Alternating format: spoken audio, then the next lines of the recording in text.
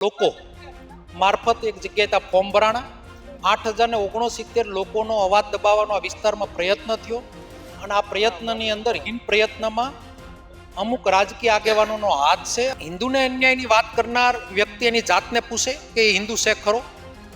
સાચો હિન્દુ હોય તો એ પોતે પૂછી લે પોતાની આત્માને કે હું હિન્દુ છું. હિન્દુ હોય તો જગતગુરુ શંકરાચાર્યની ઉપર અત્યાચાર થયો ત્યારે ક્યાં? સ્થાનિક સ્વરાજ્યની ચૂંટણી પણ આવે છે, તાલુકા પંચાયત, જિલ્લા પંચાયત, નગરપાલિકા. આ જે મત હટાવવાનું કારસ્થાન છે એ અંગે હોઈ શકે, શું માનવું છે તમારું? મત સ્થાનિક સ્વરાજની ઇલેક્શનથી લઈ અને લોકોના મુદ્દાને ભટકાવવાનું કારસ્થાન છે. મત તો એને હટાવવા જ. આજે ખૂબ જ પીડિત લોકો છે. અમરેલી જિલ્લામાં મતદાર યાદીમાં નામ કમી કરવાનું જે કારસ્થાન ચાલી રહ્યું છે તેની સામે કોંગી નેતા પ્રતાપ દુધા છે તે મેદાનમાં આવ્યા છે. અને આજે પ્રતાપ દુધાતે મસ્ત મોટી રેલી કરીને ધારાસભ્યના કાર્યાલય સુધી પહોંચ્યા હતા. આપણી સાથે પ્રતાપભાઈ દુધા છે. એમને પૂછ્યું, પ્રતાપભાઈ, તમે મસ્ત મોટી રેલી કાઢી, મતદાર નામની કમી કરવાનું જે કારસ્થાન છે, શું કારસ્થાન છે? 7 નંબરનું ફોર્મ એટલે કે કોઈનો મત મટાડી દેવો, જેના બોગસ ફોર્મ ભરાણા, બોગસ સાઈનો થઈ અને બોગસ લોકો મારફત એક જગ્યાએ ફોર્મ ભરાણા 8,069 લોકોનો અવાજ દબાવવાનો આ વિસ્તારમાં પ્રયત્ન થયો અને આ પ્રયત્નની અંદર હિન પ્રયત્નમાં અમુક રાજકીય આગેવાનોનો હાથ છે અને એ ખુલ્લેઆમ આમાં સામેલ છે. કારણ કે કાર્યાલય, ધારાસભ્યની કાર્યાલયનો કોન્ટેક્ટ નંબર છે અને ત્યાંથી આ ફોર્મ ભરાણું છે. માટે ગાંધી સિંધિયા માર્ગે એક અવાજ ઉપાડી અને આવેદન આપવામાં આવ્યું છે. એટલું બધું માણસ ભેગું છું, રેલી સ્વરૂપે તમે આવતા હતા, અચાનક ધારાસભ્ય કાર્યાલય નીકળ્યા, કેમ આવું ગણિત કર્યું? આમાં તમે જોયું છે, આ રેલીમાં કોઈ બેનર નહોતું, કોઈ સ્લોગન નહોતું, કોઈ બીજી વાત નહોતી. ફક્ત ને ફક્ત લોકતંત્રનું જતન થાય, લોકશાહી ટકી રહે એનો મારો નેક પ્રયત્ન હતો.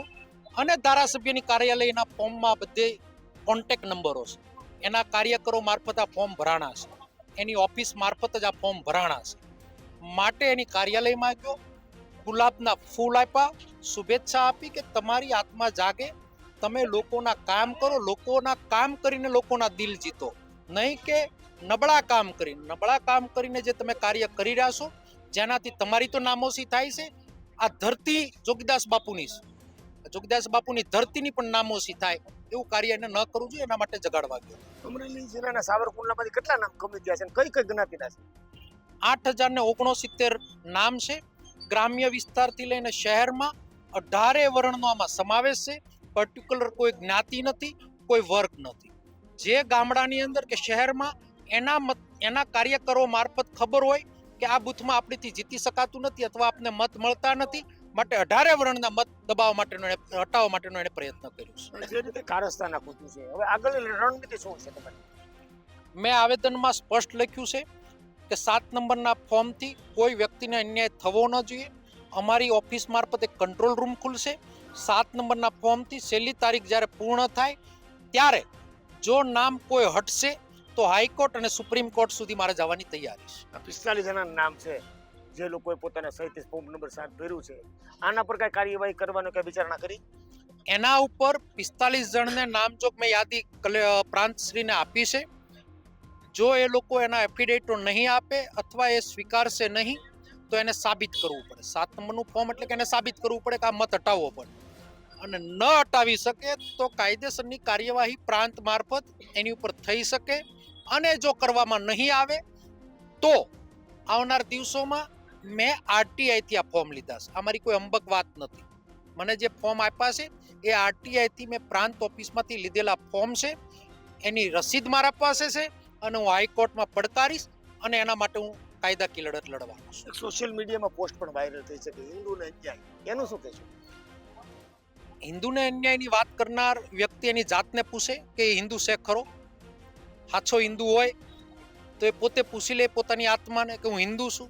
હિન્દુ હોય તો જગતગુરુ શંકરાચાર્યની ઉપર અત્યાચાર થયો ત્યારે ક્યાં હતા?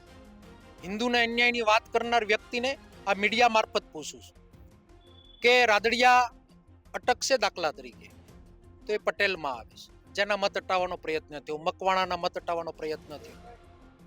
આવી રીતના ફોર્મની આધાર પુરાવા સાથે આપો. પોસ્ટ મૂકતા પહેલા તમારી જાતને તમારે પૂછવું જોઈએ કે હું યોગ્ય કાર્ય કરી રહ્યો છું. લોકશાહી અને લોકતંત્ર, હિન્દુસ્તાનનું લોકશાહી સૌથી મોટું મંદિર છે, જેની અંદર એ ટકી રહે એ આપણો પ્રયત્ન હોવો જોઈએ.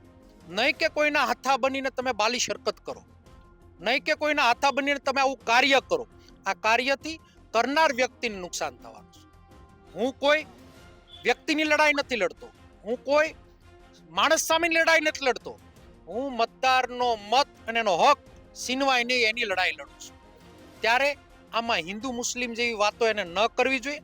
અને કરનાર વ્યક્તિ પોતાની જાતને પૂછે કે હું હિન્દુ હોઉં તો જગતગુરુ શંકરાચાર્ય ઉપર અત્યાચાર જ્યારે થયો, અથવા એ જ્યારે જગતગુરુ શંકરાચાર્ય અત્યારે એક અવાજ ઉપાડ્યો છે યુપીની અંદર, એનો જવાબ એ પોસ્ટ મૂકનાર વ્યક્તિ જ આપશે. પ્રતાપભાઈ, છેલ્લો સવાલ. સ્થાનિક સ્વરાજ્યની ચૂંટણી પણ આવે છે, તાલુકા પંચાયત, જિલ્લા પંચાયત, નગરપાલિકા.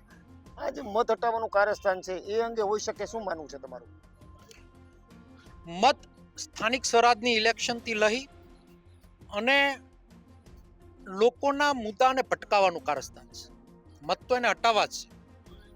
આજે ખૂબ જ પીડિત લોકો છે. આ રીતનો નુસ્ખો કરી અને લોકોના માઇન્ડ ડાયવર્ટ કરવાનું કામ છે. મતદારને એ હટાવી શકવાના નથી, એને પણ ખબર છે. પણ ગુજરાત આજે હજારો સમસ્યામાં પીડિત છે. ગરીબને અત્યારે રોજીરોટીનો પ્રશ્ન છે, ખેડૂતોને મોંઘવારીની માજામાં ભાવનો પ્રશ્ન છે.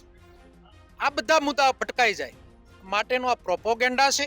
7 નંબરના જે ફોર્મ ભર્યા છે એ બિહારની અંદર સફળ થયા.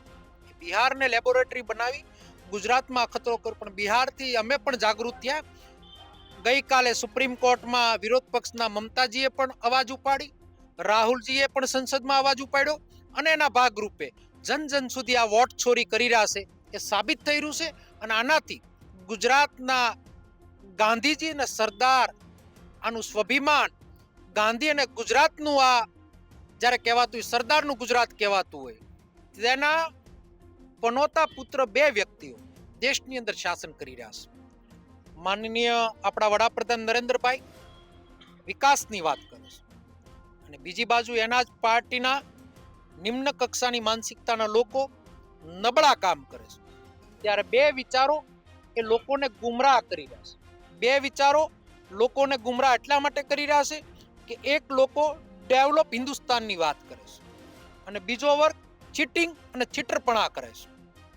જે વાત લોકોની મગજની સાથે અથડામણ થાય એવું કાર્ય કરી રહ્યા છે. ત્યારે નરેન્દ્રભાઈનું માથું ન ઝૂકે એ એના ધારાસભ્યોને એના કાર્યકરને ધ્યાન રાખવું જોઈએ. પ્રતાપ દુધા જણાવી રહ્યા છે કે સત્તા પક્ષના જે પણ સત્તાધીશો છે તેની સામે તેને આક્ષેપો કર્યા છે ને એસઆઈની કામગીરીમાં કોઈ પણ મતદાર છે તે મતદાનથી વંચિત ન રહે તે અંગે તેને અવાજનું ભૂંગલ ઉપાડ્યું છે ને આગામી લડાઈ હાઈકોર્ટ સુધી જવી પડે તો પણ તે લડવાની તૈયારી પ્રતાપ દુધાતે દર્શાવી છે. ફારૂક કાદરી, ગુજરાત તક, અમરેલી.